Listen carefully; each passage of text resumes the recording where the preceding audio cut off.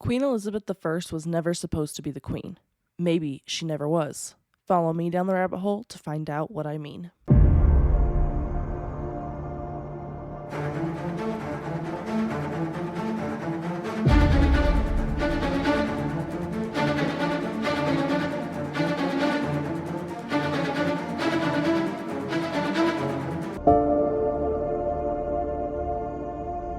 Hi, friends, and welcome back to the rabbit hole. I am your host, Danny, and today we are talking about Queen Elizabeth I, not Queen Elizabeth II.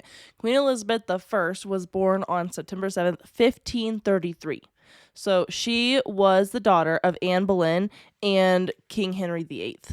But in order to understand the story, I'm going to go into basically a lot of history before we get to the actual conspiracy, okay? Because I think it's really important that you understand exactly what was going on before, in order for, the conspiracy to have even taken place. So we know one thing about King Henry VIII. He loved to behead people. He loved to execute people. He loved to kill people. That was his go-to thing. So he had 6 wives. 6 wives. He was desperate for a son and an heir to the throne, and so he just basically just kept having wives. His first wife was Catherine of Aragon. So in order to gain a dowry and alliance with Spain, Prince Arthur, who was Henry's older brother, was married to Catherine. The two married in 1501 when Catherine was only 15, but Arthur died 6 months later. So basically, to avoid giving back the dowry and to continue the relationship with Spain, Catherine was married to Prince Henry. Well, Henry was 5 years younger than she was, so he was only 10 when Catherine married his brother Arthur. He obviously couldn't take the throne until he was 18, and so and he didn't get married. Although in the Tudor culture, because Catherine was married to Arthur, they basically saw Catherine as Henry's sister, and so it was weird. So they had to go to the Catholic Church and basically ask the Pope to look at this, de-marry his brother and Catherine, his sister technically, and that way that Henry and Catherine could get married. And the new union was granted because Catherine swore the marriage with Arthur was never consummated. And that happens, I guess. I don't know. But apparently it was never consummated, so Catherine and Henry could get married. So Henry and Catherine got married in 1509 when Henry was 18. King Henry and Catherine seemed to be happy at first. He seemed to be in love with her. Everything seemed to be going good. This was his first marriage, right? So everything seemed yeah, no problem. Cool as a cucumber. And Catherine, poor lady, I feel, and I know that it was back in the time when miscarriages and deaths of babies were common. Deaths of everybody was common, right? But she had at least 6 pregnancies, and 2 of the children did survive. Prince Henry, named after his father, King Henry VIII, was born in 1511 and he was basically the light of King Henry's eyes. He loved him. He was so happy to have a son. It was really exciting, but the young prince died only 52 days after birth. He was not even 2 months old and he died. And then they had another baby, Princess Mary, and she was born in 1516, so about 5 years later. By 1525, with Catherine basically no longer able to bear children, Henry started to question his marriage to her. And he basically thought that God was punishing him for marrying his brother's widow because he hadn't bore a son and because basically she couldn't bear any more children. So that's when Anne Boleyn comes into the picture, right? And I feel everyone knows Anne Boleyn because she was beheaded by King Henry. But we'll get there. So Anne caught the eye of King Henry, but basically refused to be his mistress, which really frustrated the king because he wanted to get everything that he wanted, and he was the king of England, so he should, right? And she was like, no way, you're married, I'm not doing it. And the two did exchange letters for years until about 1532 when Anne finally gave in to the king. And he was still married at the time. She just was basically he had beaten her down enough that she was fine. I'll have sex with you. And she got pregnant. So in December of 1532, Anne became pregnant, and the king knew about it. He was super excited, and it was of the utmost importance to the king that that baby was born legitimate. If it was born out of wedlock, it's illegitimate. If that baby is a boy, he cannot be the heir to the throne if they are not married. So in January of 1533, Henry married Anne in secret. The Pope was still refusing to end the marriage between Henry and Catherine, so they completely rejected papal authority. And in May, Archbishop Thomas Cranmer confirmed the annulment, and Anne was crowned on the 1st of June. So they went around the Pope to do all this. He was not going to allow them to get divorced, and Henry was like, no way, I have to have this baby legitimate. Well, going against religious practices and overturning political life, Henry was convinced the baby Anne was about to have was a boy. I mean, that's why he did all this, right? He wanted a boy, and he was convinced that this baby was a boy. When Elizabeth was born in September of 1533, King Henry VIII was not pleased, to say the least, honestly. He wanted a boy, and he did not have one. Anne was probably freaking out because she had seen Henry's first wife basically just cast aside for not being able to have a son. And now she was she had a girl, but she did not have a boy. And then she went on to suffer 2 more miscarriages, and the second of which was a boy. So I'm sure King Henry was freaking out. Anne Boleyn and King Henry VIII's relationship had a bunch of ups and downs. I mean, every relationship does, right? But King Henry was known for having quite the temper. The downfall of their relationship actually began because of gossip, basically. People didn't like the influence that Anne Boleyn had over King Henry, and this actually was a trend throughout all of his wives. Every time he would marry, that wife had a great influence over his life and his reign. And this happens in, like I said, most relationships. This is pretty common. But because of the, hold she had on King Henry, people didn't like her. So they started rumors that she was unfaithful, and the king, prized chastity in his wives above everything else. So any rumor of infidelity, he was like, nope. So he sent his chief minister to basically investigate what was going on and find evidence that she was actually having an affair. However, he told the chief minister that if he didn't come back with evidence, then he would meet the same fate that Anne would have met if she was actually cheating. So a head is going to roll, literally. Whether it's this chief minister or it's Anne Boleyn, somebody is going to die. And of course, the chief minister's like, well, I want to keep my head. So he, of course, found evidence of Anne being unfaithful and basically conspiring to kill the king, which I think is silly because her daughter wouldn't even be first in line anyway to be the queen. Anyway, that's what this chief minister found evidence of. So, of course, Anne Boleyn was beheaded, which actually changed Henry's life and his reign. He started beheading people left and right after this. So, next up, wife number 3, we have Jane Seymour. She was the lady in waiting for both Catherine and Anne. So within 24 hours of beheading Anne Boleyn, King Henry married 27-year-old Jane. Jane actually seemed to be the exact opposite of Anne, literally from her looks to her temperament, even the education. She was not as sophisticated and educated as Anne Boleyn was.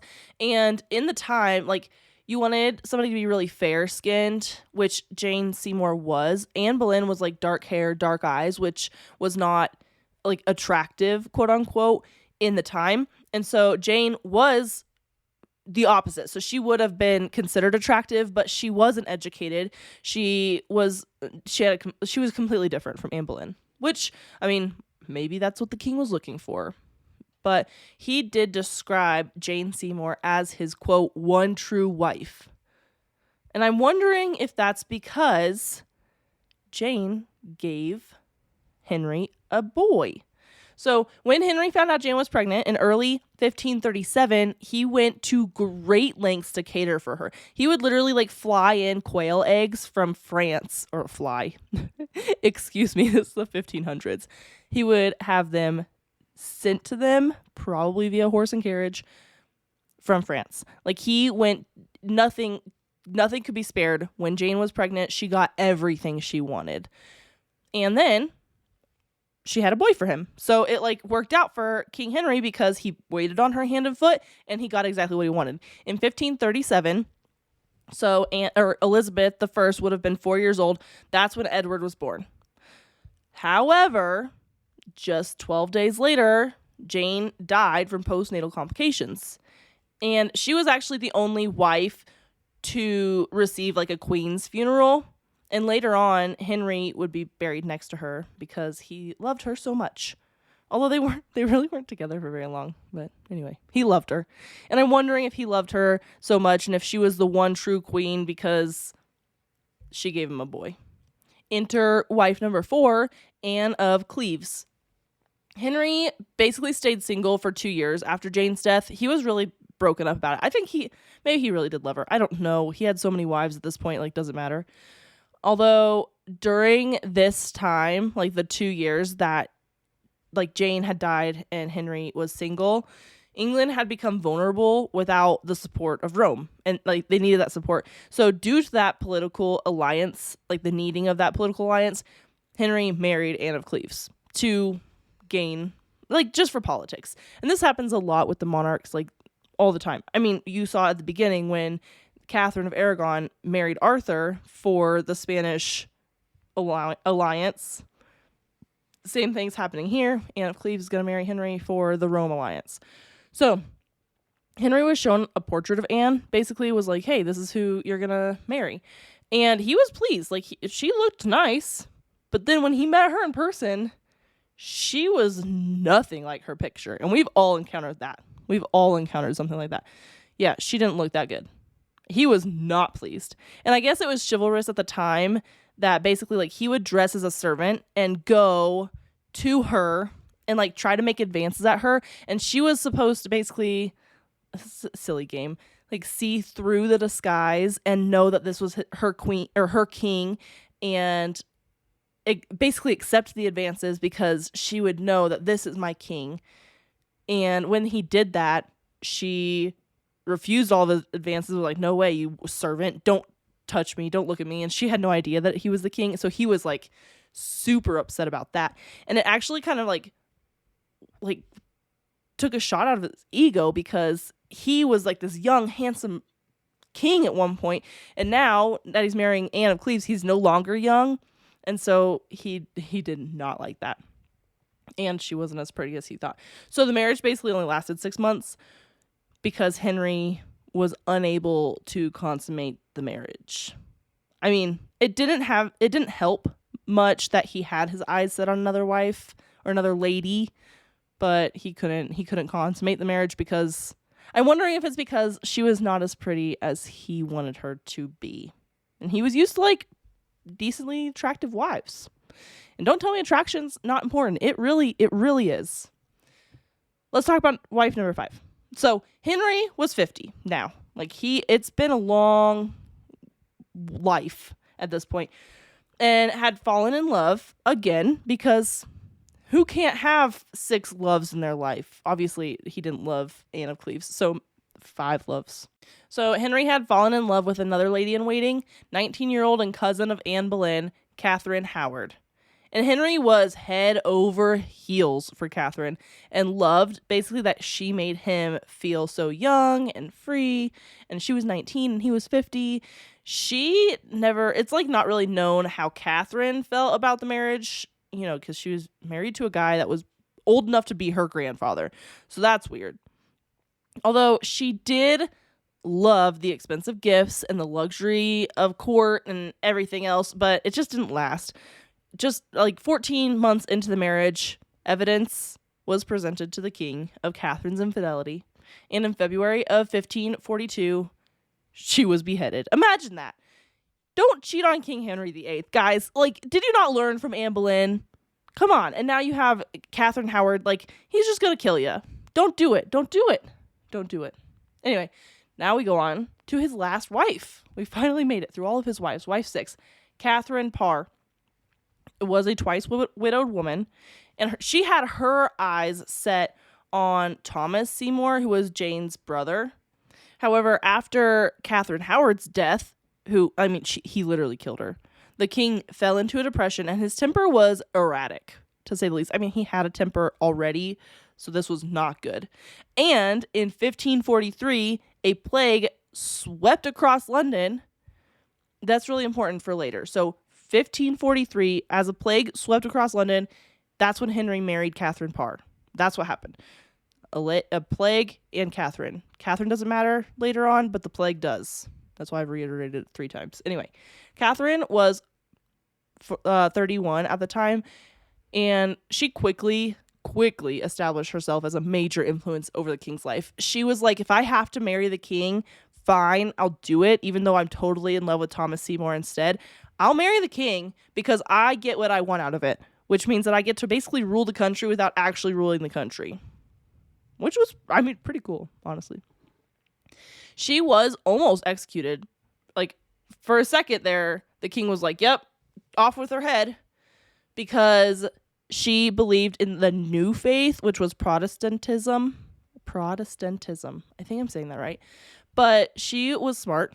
She was very smart. She basically faked an illness so that King Henry would rush to her bedside, because if she was ill, like, the likelihood of her dying in this time was high. So King Henry rushed to her side, and that's when she was like, I didn't do it. I don't believe in this new faith, which was a lie. But that's what she told him, and she defended herself and all of her actions and talked herself out of being executed. Genius. She's genius. She ended up outliving Henry, and Henry died in 1547. And he was buried next to Jane Seymour at Windsor Castle.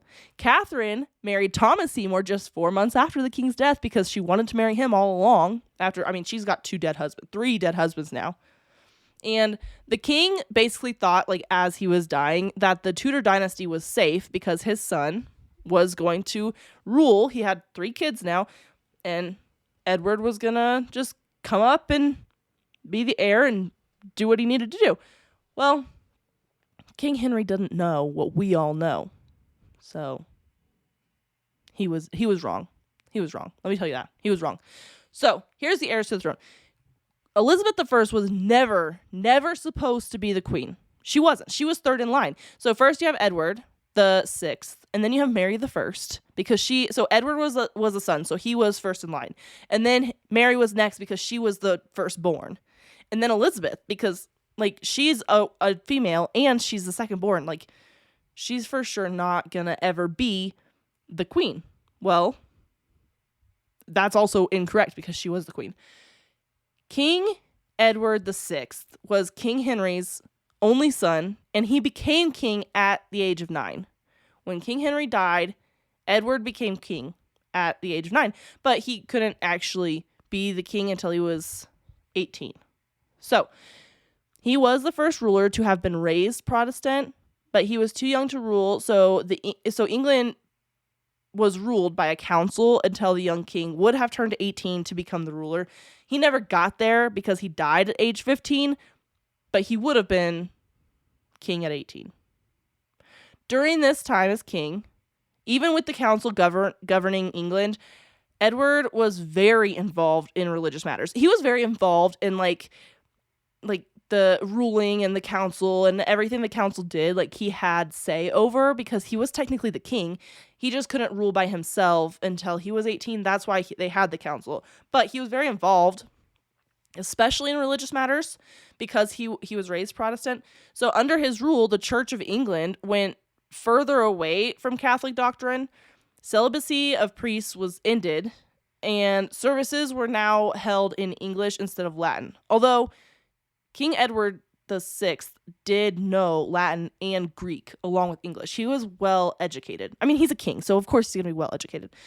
But he decided, nope, we're not doing Latin services anymore. We're doing English services. We don't need all this Catholic stuff. Get rid of this stuff, right? Well, when the king fell ill, plans were drawn up for the country to basically avoid falling back into Catholicism. So he named his cousin, Lady Jane Grey, as his heir. Well, when he died, the succession was disputed, and Edward's half-sister and the oldest of King Henry's children, Mary I, was named queen. So Lady Jane Grey only ruled for 9 days, because you can't just like name an heir.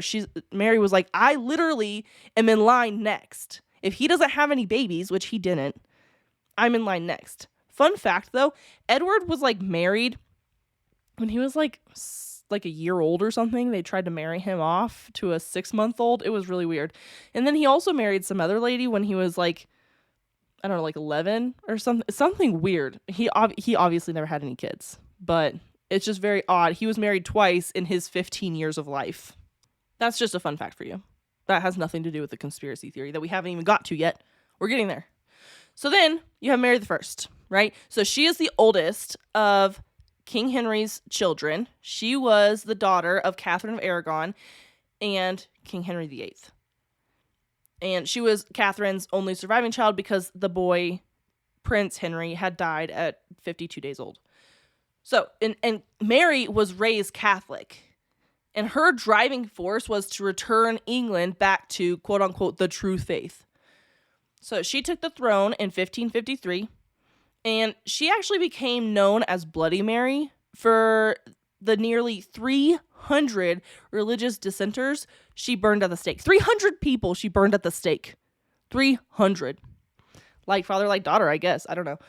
It is said that King Henry VIII executed about 57,000 people, which is a lot of people. And honestly, Edward was on the same path. It is said that he basically would have been just as bad as his father had he not died at such a young age. We don't know that for sure because he died. Thank God, I guess. I don't know. But, I mean, Mary's nickname was Bloody Mary because she burned 300 people at the stake, which is terrible. That's a terrible way to die. And so Mary married Philip of Spain in 1558 in hopes of producing an heir so that her Protestant half-sister Elizabeth couldn't take the throne. She did not want Elizabeth to take the throne. And honestly, Elizabeth never planned to take the throne. When Mary married Philip, the marriage was opposed by the English nobility, and basically nobody wanted Mary to marry a Spaniard. They wanted her to marry a nice Englishman.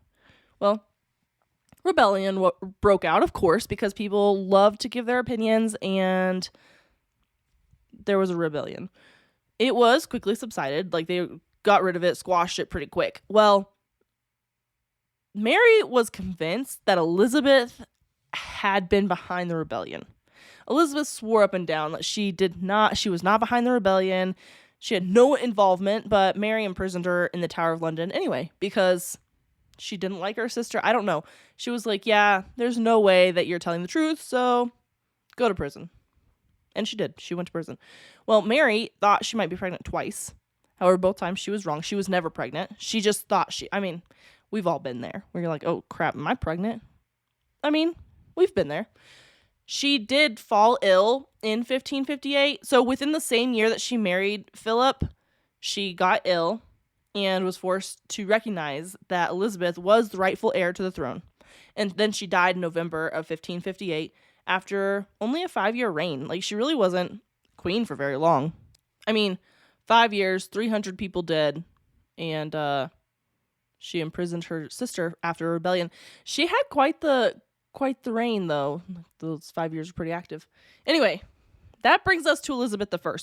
So had either of her siblings had any more children, or had any children at all, she would have never been queen, because had Edward had a child, it would have been Edward and then his child and then Mary. And had Mary had any children, it would have been Edward, then his children, and then Mary, and then her children, and then Elizabeth. So the likelihood of her ever taking the throne was low, and here we are, she's the queen now. When Elizabeth was 2, her mother, Anne Boleyn, was beheaded by her father. So that sucks. I'm sure she did not like that very much. She took the throne in 1558 and was crowned Queen of England and Ireland. She returned England to Protestantism, and vowed she, quote, would not open windows into men's souls, unquote. So basically, like, she vowed herself to her religion so aggressively that she was not going to take a man or like a husband in her life, is what she was saying. Her reign saw many victories. She had a very successful reign. Her navy defeated the Spanish Armada in 1588, so 30 years later after she took the throne. And William Shakespeare flourished during this time. I mean, we still read Shakespeare today, so that's kind of cool. And English explorers such as Francis Drake prevailed. So they were exploring all over the place. They were doing all kinds of cool things. They defeat the Spanish. It was a good time. People were happy. Elizabeth was called the Virgin Queen because she never took a husband and she never had any children. And when she died in 1603, that was the end of the Tudor dynasty. Potentially. I mean, Mary could have ended the Tudor dynasty, because we're going to get into that right now. So, just as I stated before, Elizabeth never took a husband. It's weird. She had so many proposals, so many opportunities, but every time she denied.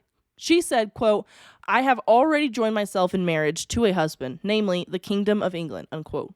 But like, her vow of abstinence was very unusual at the time. People, you get married, you have kids, like you're supposed to bear children. As a woman, that's what you do. It's weird that you would not take a husband, especially to continue the line of Tudor. I don't know. It's weird. It's weird. So, frankly, like, people were very curious about it, and rumors flew. People were not friendly with the rumors. Bram Stoker, author of Dracula, was the first person to put into writing that the queen might not have been a queen at all, but a king. Maybe she was a boy.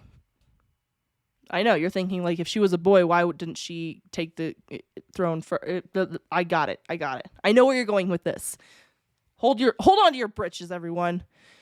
So basically, what brought Stoker to this conclusion was when he visited the village of Bisley in the Cotswolds. They had this weird tradition. So every year during the May Day celebration, the May Queen was actually a boy dressed in Elizabethan clothing, which, I mean, he thought this was very interesting and kind of peculiar. Like, these kids are dressing in drag to celebrate May Day. It's weird. So he did some more research about it. And then he wrote a book. And in 1910, his book, Famous Impostors, came out. Well, in this book, the story goes that sometime around 1543, 1544 timeframe, when the plague was sweeping the nation, Elizabeth, who was probably about 10 at the time, was sent away to Bisley to escape the threat of plague. I mean, it makes sense. You got 3 children, you want to keep them safe. 6 wives, 3 children. You got to keep those 3 children safe. So Elizabeth went with her governess, and they went off to Bisley to keep her safe. The king had actually planned a trip to come out and see Elizabeth. However, shortly before he arrived, Elizabeth got sick and died. This is how the story goes. I'm just telling you the conspiracy here. So, the king had quite a reputation by this point for killing people. So, the governess panicked. I mean, wouldn't you? Honestly, like, you're going to be beheaded or executed in some way. Of course, you're going to freak out too. So she went into town to find a young girl to basically replace the princess. But there were no females that even vaguely resembled Elizabeth that were the same age. They weren't, like, you have to be the same age and look decently like the princess. And she couldn't find one. Well, she did remember of this very pretty young child that Elizabeth played with all the time. However, that young child was a boy. She was like, he'll do. So she grabbed the boy, dressed him in Elizabeth's clothing, and played him off for Elizabeth while the king was there. And honestly, it went off so smoothly, and I don't think he would notice because, like, does he really even know what his children look like? Because when he got there, he basically looked at her, was like, yep, she's alive, and left. That was it. He got all the way to Bisley just to check out, like, lay eyes, physical eyes on his daughter, was like, yes, she's alive, and left. That's it. He didn't visit often. He never came around. So it wasn't like and Elizabeth was really shy around her father, so it wasn't like they had like huge interactions or that he really even noticed much about her because he didn't raise her. He's the king of England. He's got things to do. He's got people to execute. So luckily, the king was none the wiser, and he left.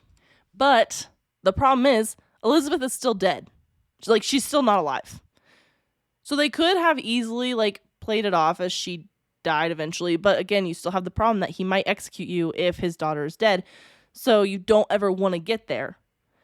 So what they did, because the con had worked so well and the king fell for the boy being Elizabeth, they decided to basically like continue this indefinitely. They're like, yep, this boy is now the princess. You are Elizabeth now, forever. Which probably has some like messes with your head a little bit, but whatever. And no one dare tell the king in fear of being executed. And most of the people that knew the truth were confined to this small village. So who's going to go to the king and be like, yep, we did it. We put this boy here. And at first I was like, who would just like give their son away to be a princess like for this? But also you have to think like they probably live in poverty in this tiny little village. This young boy, if he poses as the princess, will have a much better life. So it was just better that he was the princess. Makes sense. The real Elizabeth's body was placed in like the stone coffin for hiding. And more than 300 years later, during like building work, the body was discovered.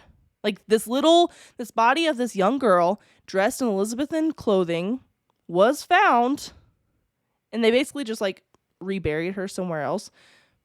But I don't know, that gives a little bit of a little bit of meat to this conspiracy theory.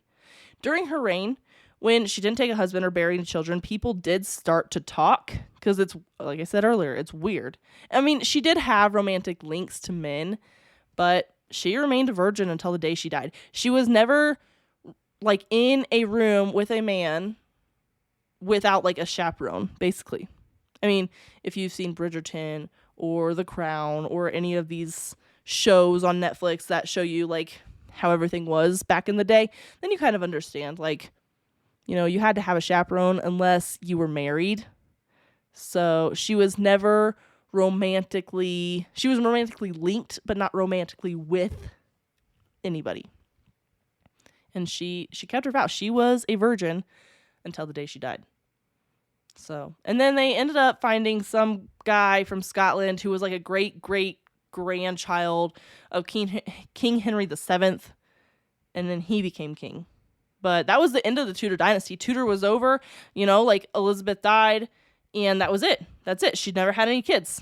So, what do you guys think? Do you think that it's plausible that Elizabeth was replaced with a boy, and that's why she never took a husband and she never had any children, is because she wasn't actually she?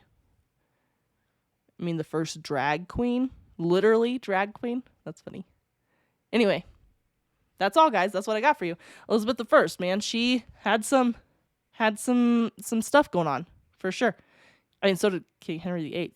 But I needed to give you all the history behind it in order for you to really understand the conspiracy I felt. It was like why Elizabeth wasn't supposed to be the queen, and why would they even replace her in the first place? Why not just tell the king that he was... Anyway, you get it. You get it. Until next week, my friends, stay skeptical, and I will see you all then. Hey friends, The Rabbit Hole is an independent podcast with everything you hear done by me, Danny Mercy. I appreciate all of your support. Please rate and review wherever you're listening. If you want to follow us on Instagram, it's at rabbit.holepodcast. And thank you, Zakar Balaha, for our awesome intro.